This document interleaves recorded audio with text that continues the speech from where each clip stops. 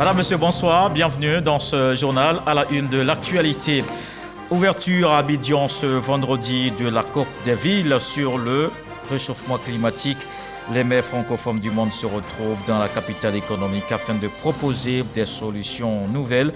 Le vice-président de la République, Temoko Melie Kone, exhorte ses responsables des collectivités à apporter leur contribution dans la lutte contre le dérèglement du climat. Un déplacement pour renforcer les liens entre les deux parlements. Le président de l'Assemblée nationale de Côte d'Ivoire a pris part à la clôture de la 13e législature au Sénégal. Adama Bictogo invite les parlementaires ivoiriens et sénégalais à être les porte-flambeaux du dialogue pour le bonheur des peuples africains. La Caisse de dépôt et de consignation de Côte d'Ivoire et la compagnie financière africaine sont désormais des partenaires. La convention signée permet la mise en place d'un mécanisme de financement en faveur des petites et moyennes entreprises, une enveloppe de 4 milliards de francs CFA à la disposition des PME. Dans le dossier vu ici dans ce journal, on parlera de l'albinisme. C'est une anomalie qui donne une peau plus claire avec des cheveux roux. Malheureusement, en raison de cette différence, les personnes albinos sont confrontées à la stigmatisation et aux frustrations quotidiennes. Dans une semaine, cela fera 2 ans. C'est le 8 juillet 2020 qu'il a été arraché à l'affection de tous. La Côte d'Ivoire ne l'oublie pas. La Côte d'Ivoire n'oublie pas Amadou Gon Coulibaly. Les journées commémoratives de l'an 2 de sa disparition lancées ce vendredi à Abidjan, une journée marquée par la graduation d'une centaine d'auditeurs issus de la première promotion de l'Institut de formation politique qui porte son nom. Abdoulaye Kone. Remise symbolique de parchemin à 94 auditeurs, tous issus de la première promotion de l'Institut de formation politique Amadou Gon Coulibaly. La cérémonie de ce jour est le point de départ des journées commémoratives de l'an 2 de la disparition de l'ancien Premier ministre. Nous avons eu près de 4000 candidats pour 150 places et que sur les 150 jeunes qui ont été sélectionnés, seulement 94 ont satisfait positivement l'évaluation qui a été faite. L'homme aura marqué les esprits par sa générosité, sa loyauté, son humilité et surtout son excellence. Ses qualités étaient reconnues au-delà des frontières de la Côte d'Ivoire. J'ai toujours aussi été frappé par l'écoute et la bienveillance, l'attention à toutes les idées, et en même temps l'extrême rigueur de quelqu'un d'extrêmement compétent. Donc des paradoxes étonnants, mais au fond tout naturel. On peut être un homme de rigueur, un grand ingénieur, un grand bâtisseur, et on peut être un homme simple et à l'écoute.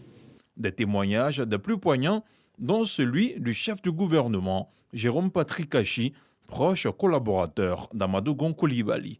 Amadou Gon reste un exemple pour nous tous. Il incarnait le service de l'État et la loyauté. Il a été tout pour nous. Il a dédié sa vie à la Côte d'Ivoire, à servir le pays, à agir pour le bien commun.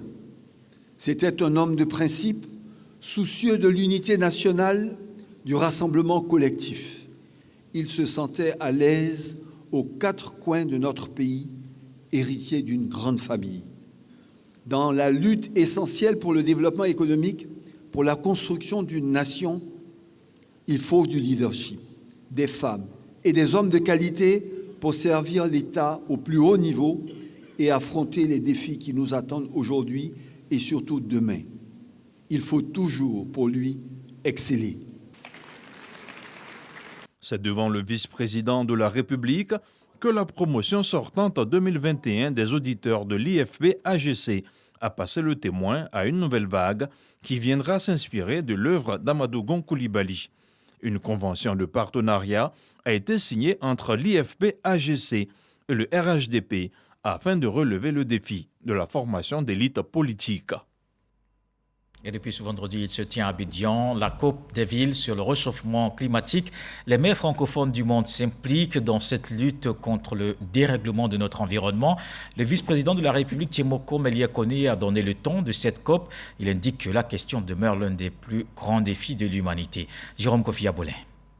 La COP des villes, un autre événement capital qu'Abidjan a encore l'honneur d'accueillir après celui très récent qui a marqué la COP 15 sur la désertification.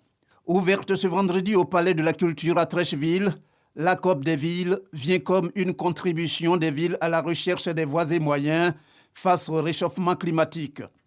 L'initiative est de l'AIMF, Association internationale des maires francophones. Le défi du siècle, c'est le défi climatique qui conditionne tous les autres. Donc, cette COP des villes, elle a pour vocation de réunir les États, réunir les villes, les collectivités, les scientifiques, les ONG, les jeunes qui doivent pas simplement être là dans nos pensées comme nos enfants, mais être là à la table des discussions. Et c'est cette coalition-là qui doit faire bouger les choses. C'est cette coalition-là qui doit s'imposer pacifiquement par la raison, par l'étude, par la recherche de solutions communes et pas par la guerre, la violence ou la prédation. C'est ce travail-là que nous devons faire. Le choix d'Abidjan pour abriter cette rencontre n'est pas inopportun. Pour le ministre-gouverneur du district autonome de la dite ville, Robert Begré-Mambé, par ailleurs secrétaire général de l'AIMF. La réalité de l'impact des effets des changements climatiques sur les villes et sur leurs habitants est bien perceptible. Ce sont, entre autres, la pollution de l'air, les îlots de chaleur, l'élévation du niveau de la mer et l'augmentation fréquente des inondations. La mesure que nous devons prendre au niveau de la gestion de nos villes, c'est de permettre à chaque ville de se doter d'un plan climat. Grâce au C40, Abidjan a déjà son plan climat avec de nombreuses actions mises en évidence avec le concours du ministère de l'Environnement et le soutien très fort de Monsieur le ministre de la Construction, de l'Urbanisme et du Logement. Abidjan a son plan climat que nous allons commencer à mettre en application. C'est le vice-président de la République, Thiemoko Mélié-Koné, qui, au nom du président de la République, Alassane Ouattara, a présidé l'ouverture des travaux. Il a saisi l'occasion pour rassurer quant à l'engagement total de la Côte d'Ivoire à lutter contre ce phénomène qu'est le réchauffement climatique. Face au défi du changement climatique, l'urgence conduit les États à améliorer les décisions et engagement en vue de trouver des solutions à l'équilibre de notre planète. Dans ce cadre, la Côte d'Ivoire a revu à la hausse ses ambitions dans ses dernières contributions déterminées au niveau national, CDN, et adoptées récemment par le gouvernement. Ainsi, à travers l'accélération des réformes forestières, foncières et énergétiques, le gouvernement ivoirien porte ses contributions à plus de 30%, contre un niveau de 28% en 2015 à l'adoption de l'accord de Paris. La rencontre d'Abidjan est pour vous l'occasion d'adopter une position commune et forte pour faire entendre la voix des villes. Il vous faudra apporter des propositions nouvelles dans la lutte contre le réchauffement climatique et garantir ainsi un avenir meilleur aux générations actuelles, mais surtout aux générations futures. Sur les bords de la lagune Ébrié, les participants à la COP des villes vont passer 3 jours. 3 jours de réflexion ou d'échange d'expériences fondées sur des données probantes, inclusives, voire intégrées, et n'appartenant qu'aux villes, considérées d'ailleurs comme des acteurs clés dans la lutte contre le changement climatique. À Athènes, en Grèce, on cherche aussi des solutions à la crise climatique. Le président du Conseil économique, social, environnemental et culturel était à cette conférence internationale. Une rencontre pour apporter des contributions dans cette lutte. Jenaka Awele a partagé la vision de la Côte d'Ivoire avec les autres participants. Patricia Omouetia. Les années à venir, plusieurs pays seront touchés par la sécheresse. L'Italie, l'Espagne, le Portugal pour l'Europe et toute l'Afrique du Nord, entre autres, et le climat connaîtra une instabilité chronique. Représentant un danger pour toute l'humanité sans exception, la rencontre des conseillers économiques, sociaux et institutions similaires s'est accentuée sur la question de cette crise climatique. La Côte d'Ivoire, dont l'économie est basée essentiellement sur le secteur agricole, a pris cette initiative qui doit être une réponse innovante, une réponse globale, une réponse intégrée à la restauration des terres dégradées et à l'augmentation de la production agricole en Côte d'Ivoire d'ici 2050. Alors, l'initiative d'Abidjan, c'est quoi? Cette initiative d'Abidjan veut atteindre 3 objectifs importants qui s'imposent à tous. Le premier objectif, c'est la durabilité environnementale. Le deuxième objectif, c'est la création d'emplois et l'accroissement des revenus. Et le troisième objectif, c'est la garantie du droit à une alimentation équilibrée et à une vie plus décente. Les conseils économiques, sociaux, environnementaux et institutions similaires du monde veulent unir leurs efforts à partir d'Athènes pour apporter leur contribution dans la lutte contre le changement climatique. Les conseils économiques et sociaux, c'est-à-dire les sociétés civiles, veulent travailler ensemble, veulent s'unir avec solidarité et partage pour trouver des solutions qui concernent leur vie finalement. Ce n'est pas une affaire de pouvoir, de celui qui a l'autorité et le pouvoir. C'est une question qui concerne tout le monde sur un pied d'égalité. Les conseils économiques, sociaux, environnementaux et institutions similaires unis ont donc espoir que leur voix portera tôt ou tard pour mieux lutter contre le changement climatique et instaurer un dialogue social sincère entre les peuples du monde. Et on revient sur le continent. Le président de l'Assemblée nationale à Dakar, il était l'invité de son homologue sénégalais, Moustapha Niasse, pour la clôture de la 13e législature. En marge de cette séance, Adama Bictogo a été reçu par le président du Sénégal, Macky Sall. Au cœur de leurs échanges, les questions de coopération entre les deux pays. Le reportage de Herman Guivet dans la capitale sénégalaise. Palais présidentiel de Dakar, le président de l'Assemblée nationale de Côte d'Ivoire, Adama Bictogo, reçu en audience par le président de la République du Sénégal, son Excellence Macky Sall. Le président de l'Assemblée nationale du Sénégal, Moustapha Niasse, l'accompagne pour l'occasion. Avec le président de l'Assemblée nationale de Côte d'Ivoire, une forte délégation de parlementaires ivoiriens représentant les différentes obédiences politiques qui siègent à l'Assemblée nationale de Côte d'Ivoire. Les deux personnalités se connaissent bien. Une audience marquée du sceau de la fraternité et de l'amplification de la coopération entre le Sénégal et la Côte d'Ivoire. Cette rencontre est le prolongement des relations, l'excellence des relations qui existent entre nos deux chefs, le président Alassane Ouattara et le président Macky Sall. Nous avons eu un entretien qui a parlé donc de la fraternité, du renforcement du pont qui existe déjà entre le Sénégal et la Côte d'Ivoire, mais qui prend sa source dans l'histoire, depuis le président Senghor et le président Faure-Bonne. Et aujourd'hui, le président Alassane Ouattara et le président Macky Sall sont deux leaderships qui permettent donc à la Côte d'Ivoire et au Sénégal de se définir comme étant la force motrice de la sous-région. Et donc, cette rencontre des deux parlements, qui obéit à l'invitation qui m'a été faite par le président Moustapha Niasse, est une invitation qui vient donc s'inscrire dans cette dynamique de renforcement de l'axe Abidjan-Dakar pour être aussi comme l'axe Paris-Berlin. Au terme de cette audience, avec le président de la République du Sénégal, son Excellence Macky Sall, le président de l'Assemblée nationale de Côte d'Ivoire, Adama Bictogo, et la délégation qui l'accompagne ont mis le cap sur le Parlement sénégalais afin de prendre part à la session de clôture de la 13e législature de l'Assemblée nationale sénégalaise.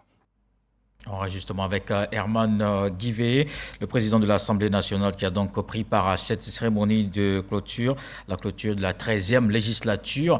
Une présence sur invitation de son homologue Moustapha Niasse. Adama Bictogo invite les parlements sénégalais, ivoiriens et africains à être les porte-flambeaux du dialogue parlementaire pour le bonheur des peuples africains.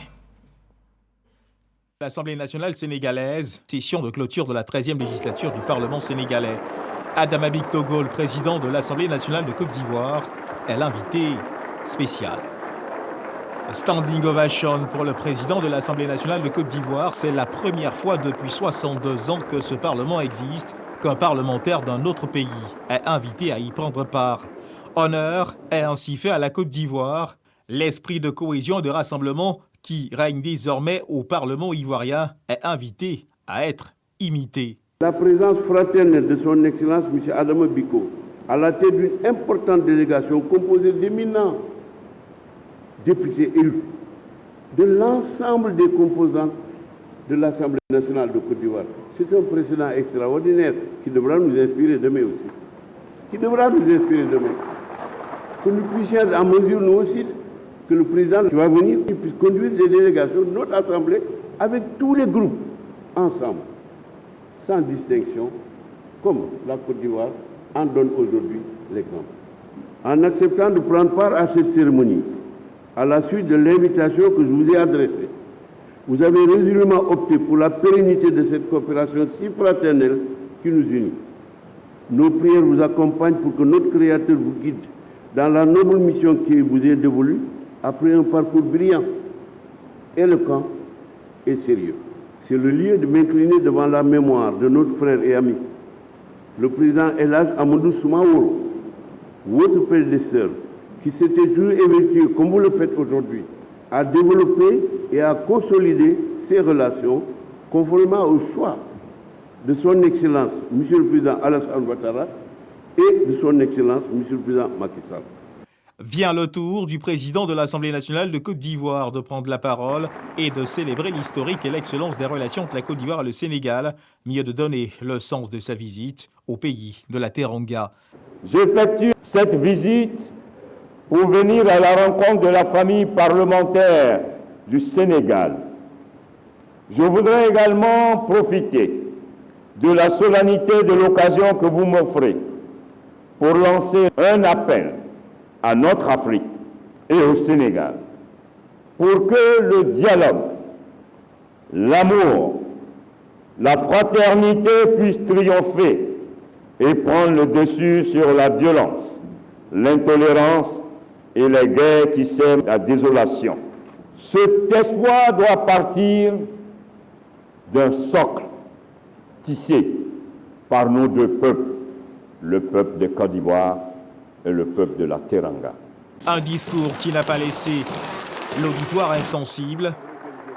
Après 2 mandats passés à la tête de l'Assemblée nationale du Sénégal, le président de l'Assemblée nationale du Sénégal, Moustapha Niasse, a formulé des vœux de succès au prochain président du Parlement sénégalais, rassurant les parlementaires sénégalais de toujours garder au plus profond de son cœur une place pour chacun d'entre eux.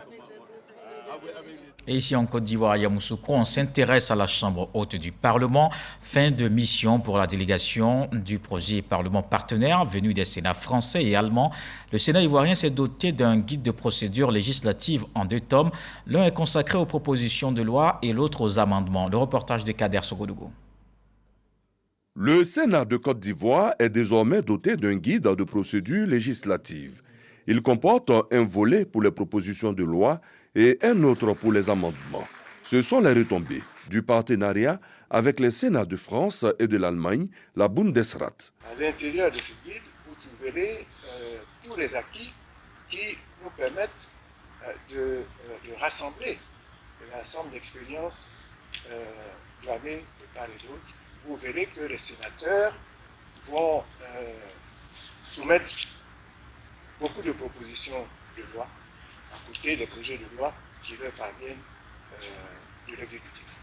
Pour la délégation venue de France et d'Allemagne, la présence en terre ivoirienne a été enrichissante. Nous travaillons avec beaucoup de parlements partenaires différents et nous serons certains de partager les différents acquis obtenus lors de cette mission avec nos autres partenaires.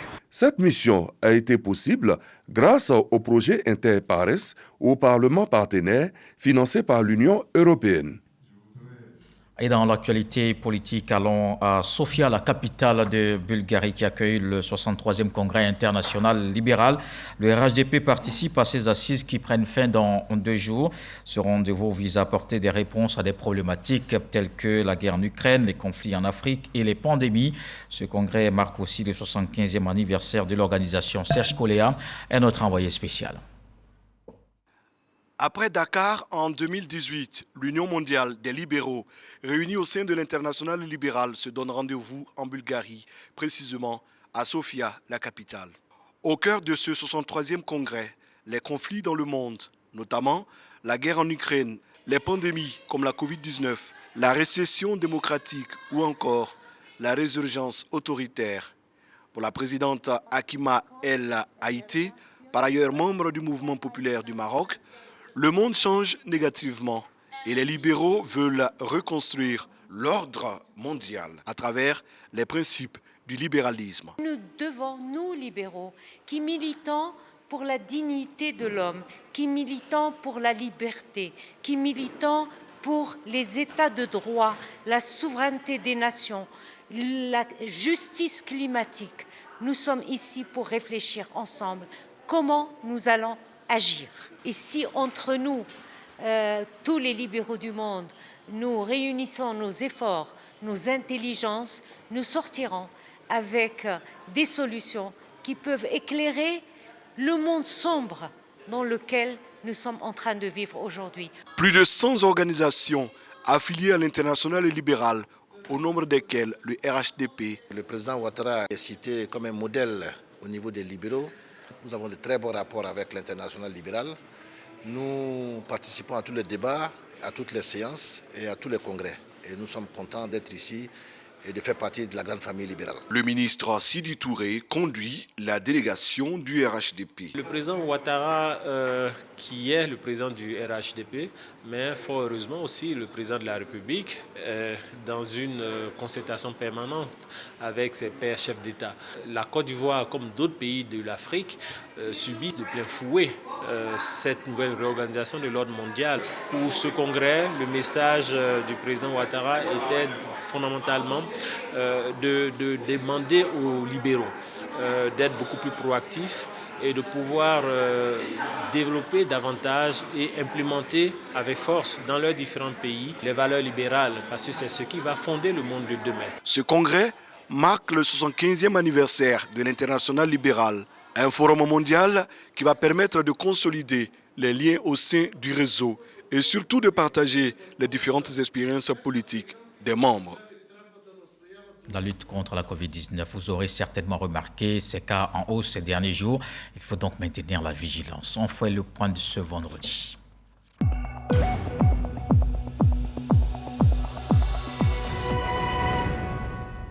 Le ministère de la Santé, de l'Hygiène publique et de la couverture maladie universelle a enregistré ce vendredi 108 nouveaux cas de Covid-19, 63 guéris et 0 décès à la date du 1er juillet 2022. La Côte d'Ivoire compte donc 83 571 cas confirmés, dont 82 233 personnes guéries, 805 décès et 533 cas actifs.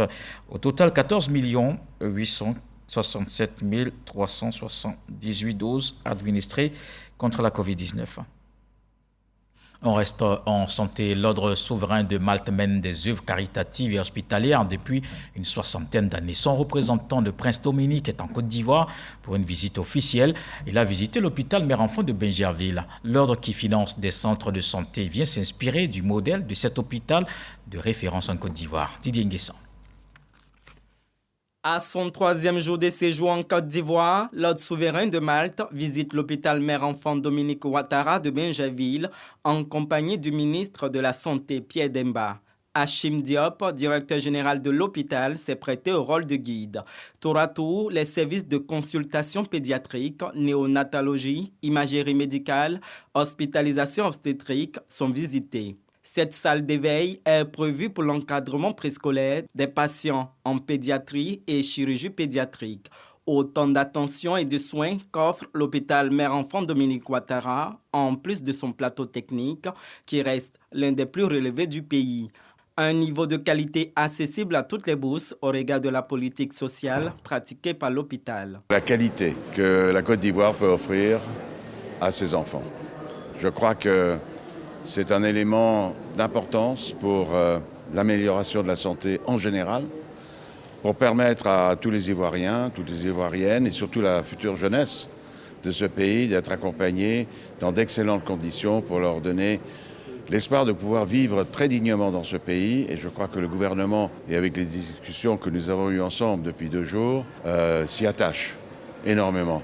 On a pu constater la qualité des soins qui sont administrés, mais également tout le service qui est donc donné ici. Et je voudrais vraiment dire ma fierté qu'on ait pu disposer d'un tel centre qui va servir de référence pour les autres centres hospitaliers de notre pays. L'Ordre souverain de Malte développe des projets médicaux, sociaux et humanitaires dans plus de 120 pays, dont une quinzaine en Afrique. Depuis 2015, la Côte d'Ivoire bénéficie de centres de santé financés par l'Ordre. Et on s'arrête sur l'albinisme, cette carence qui donne une peau plus claire avec des cheveux roux. Malheureusement, en raison de cette différence, ces personnes sont confrontées à la stigmatisation et subissent des frustrations quotidiennes, parfois vues comme des moyens des rituels, ce qui les empêche souvent de s'épanouir et donc de s'insérer dans le tissu social. Malgré ces difficultés, certains disent non. Ils affrontent le regard brûlant de la société, exposent leur savoir-faire dans leur domaine d'activité et vivent sans complexe. Alors, comment ces derniers sont-ils parvenus à se défaire des préjugés? L'albinisme, l'équation de l'intégration, le dossier Ville ici de ce soir que nous propose Khalil Diomandé dans un commentaire de Jean-Marc Djadji.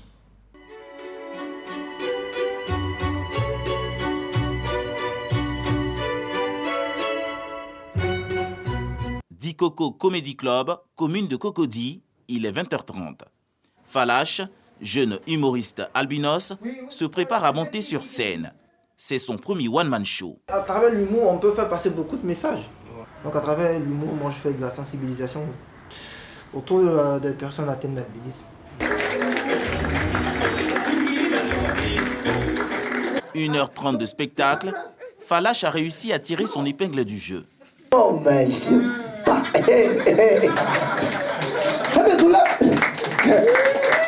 Le public affiche sa satisfaction.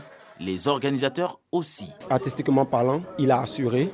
Mais moi, ce qui m'a plus plu, c'est qu'il a su défendre la couleur de sa peau. Je viens de France, et en France, il y a beaucoup moins d'albinos, j'ai l'impression, et je ne savais pas qu'il y avait tant de problèmes, la discrimination, sur la méconnaissance de la maladie, comme quand il disait qu'il y avait des gens qui avaient des cancers de la peau parce qu'ils ne se protégeaient pas suffisamment, des choses comme ça, donc c'est tout ça que j'ai retenu, quoi. On était vraiment ravis de l'accompagner sur cet événement pour sa qualité d'humoriste, mais également ses qualités humaines en tant qu'un défenseur de la cause de l'albinisme. Vaincre le complexe de la couleur de sa peau, s'habituer au regard des autres. Ce sont les premiers défis à relever pour Falache. L'handicap, c'est dans la tête. Voilà, une personne, quand tu penses que tu es handicapé, tu restes handicapé. Loin des salles de spectacle, nous retrouvons Aminata Koulibaly au quartier Abobo Habitat. Assistante sociale de profession, elle est mariée et mère de 4 enfants. Son accession au métier d'assistante sociale ne fut pas aisée. Quand on vous regarde, on vous dit, ben toi, est-ce que tu pourras assumer? Mais qu'est-ce que toi tu es venu faire ici? Je n'écoutais pas tout ça. J'ai passé mon concours, par la grâce de Dieu, ça a marché. Le travail, rien que le travail, pour s'imposer. Je reçois des enfants qui se plaignent parce qu'à l'école, leurs amis les traitent déçus. Ça, je leur dis, ben, la meilleure manière de leur montrer que vous êtes pareil qu'eux, et même mieux qu'eux, c'est de travailler, c'est de donner des meilleurs résultats. Aider les enfants albinos en situation de précarité à s'épanouir et à accéder à un avenir meilleur. Dame Koulibaly et son époux en ont fait un sacerdoce. Ces jolis petits bonhommes là, je l'ai récupéré tout récemment. Il vient d'un petit village derrière Kolia. Le grand-père de l'enfant m'a dit que l'enfant est dans une situation d'insécurité au village là. Parce que quand il est seul au village, les gens viennent lui couper les cheveux. Au point que quand l'enfant voit quelqu'un s'approcher de lui, tout de suite, il protège sa tête. Comme Aminata et Falache, Sylvie, épouse et mère de 3 enfants, assume pleinement son albinisme. Son entourage y a contribué. J'ai grandi dans une famille où quand je suis arrivée, tout le monde était content d'avoir l'aide blanche. Ça mange avec moi, on dort ensemble, ça me touche, il n'y a pas de difficultés, de trucs.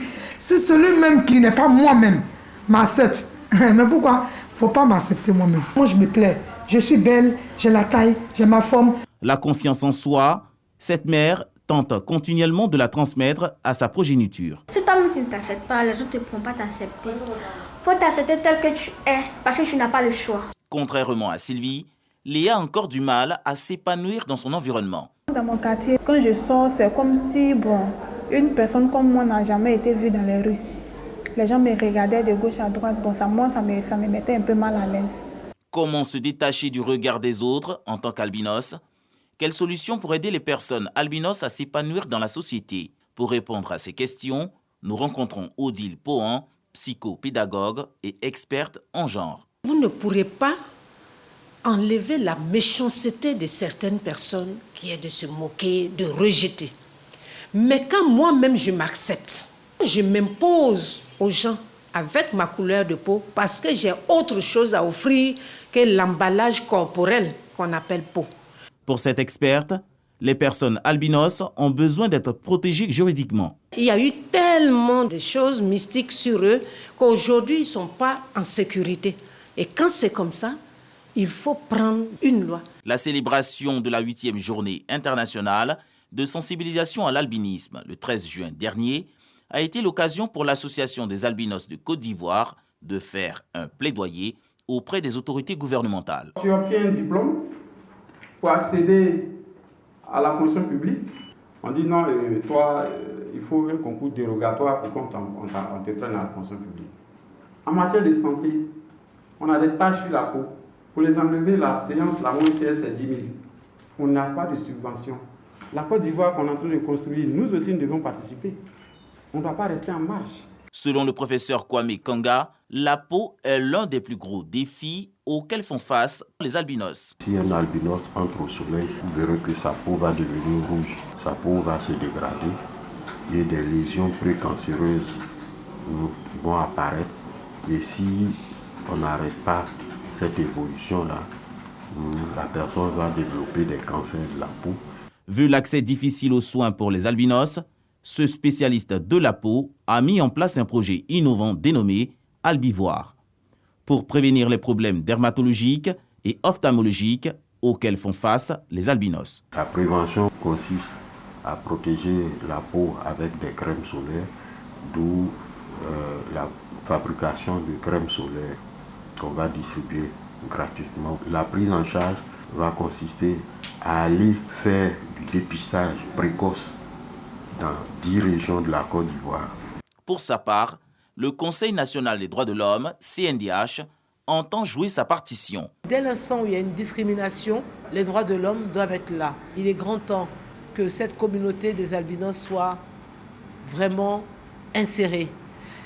Que les personnes qui font des rituels avec des enfants albinos, que la loi leur inflige toute sa rigueur. Et aux albinos eux-mêmes, je leur demande de marcher avec fierté. En Côte d'Ivoire, on dénombre plus de 6300 personnes vivant avec l'albinisme. L'inclusion de cette communauté dans le tissu social se présente comme un objectif majeur. Éviter la discrimination et la stigmatisation ferait le plus grand bien à ces milliers de personnes qui ne demandent qu'à s'exprimer dans la société. Le dossier VDC de ce soir, l'albinisme, l'équation de l'intégration proposée par Khalid Diomandé dans un commentaire de Jean-Marc Djadji. Allons à Yamoussoukro, dans la capitale politique ivoirienne, un colloque international avec la participation de 11 pays. La rencontre a porté sur la gouvernance à l'ère des changements, la résilience et les défis en Afrique. On voit cette initiative du Fonds pour la science, la technologie et l'innovation avec Kader Sokodougou. Le continent africain est sujet de bouleversements de tout ordre. Un des signaux perceptibles reste incontestablement la mise à l'épreuve de la démocratie à travers la montée de putsch militaires dans plusieurs pays. Alors, la gouvernance à l'ère des changements globaux, situation, résilience et défis en Afrique. C'est le thème du colloque international qui s'est ouvert à Yamoussoukro.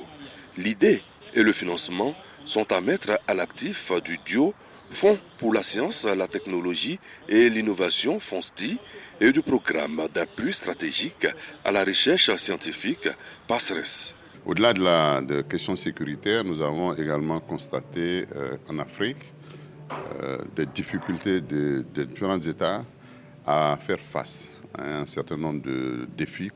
Donc c'est un sujet qui intéresse toutes les strates de la société. Toutes ces problématiques, n'est-ce pas, interrogent la gouvernance. La gouvernance peut être considérée comme un processus qui est au début et à la fin de tout processus de développement. 11 pays, plus de 270 participants, tous à travers des panels, des communications ont fait le tour d'horizon et s'accordent à dire que l'espoir est permis et le futur est reluisant pour le continent africain.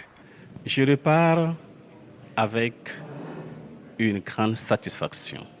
Une satisfaction parce que j'ai beaucoup reçu pendant 7 ans.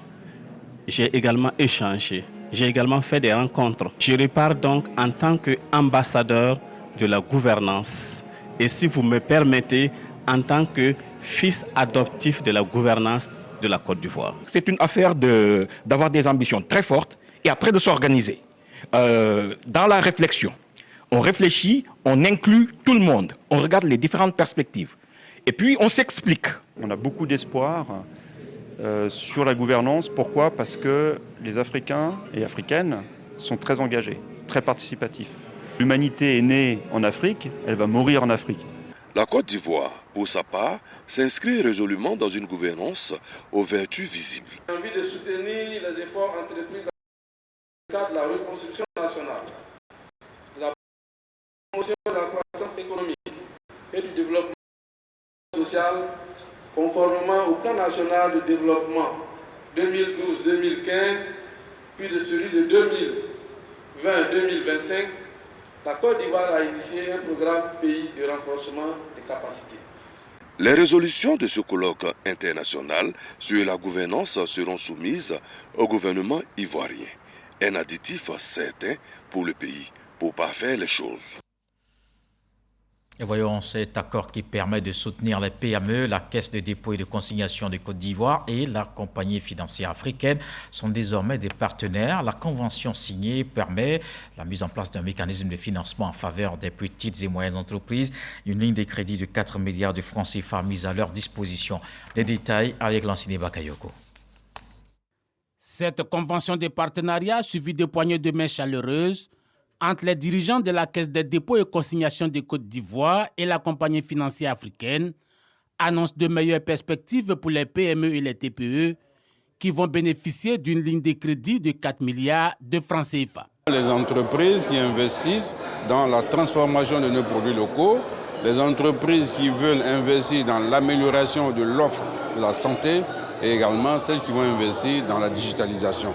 Donc c'est autant de secteurs que nous estimons prioritaires pour l'économie de notre pays. Si l'éligibilité de ces domaines d'activité à fort potentiel de création de richesses et d'emplois est consacrée par les parties, l'accord prévoit surtout une large fenêtre en faveur de l'entrepreneuriat féminin. Cette convention va nous permettre de mettre en place un programme qui va nous permettre de professionnaliser l'entrepreneuriat féminin à travers l'inclusion financière, la formation et particulièrement la formalisation des femmes qui exercent dans le secteur informel pour l'instant, pour aboutir après à un financement. En recevant ces 4 milliards de francs CFA, la compagnie financière africaine entend contribuer de façon significative à la croissance durable et inclusive de la Côte d'Ivoire. Nous avons déjà financé depuis 2014 34 000 projets et l'objectif de ces fonds, c'est de pouvoir démultiplier notre action sur le terrain et faire en sorte que de nombreuses PME puissent bénéficier de notre accompagnement. La Caisse des dépôts et consignations de Côte d'Ivoire, établissement public créé en juin 2018, a pour mission, entre autres, de mobiliser les fonds publics et privés afin de financer l'économie à travers des investissements d'intérêt général. On termine avec la musique ivoirienne, à nouveau frappé par un deuil. Justin Stanislas a tiré sa révérence à Paris, en France. Ces titres à succès, Anissé, à Tomoli, Glacé, ont bercé de nombreux Ivoiriens. Une carrière riche de plusieurs années. Il s'était installé en France depuis des années. Et voilà donc qui met un terme à ce journal. Merci de l'avoir suivi. Retour de l'actualité 23h avec Régis Kofi. Ce soir, le sage nous apprend que quand ramasser devient trop facile, se baisser pour le faire aussi devient difficile. Dieu le voulant, on se retrouve demain.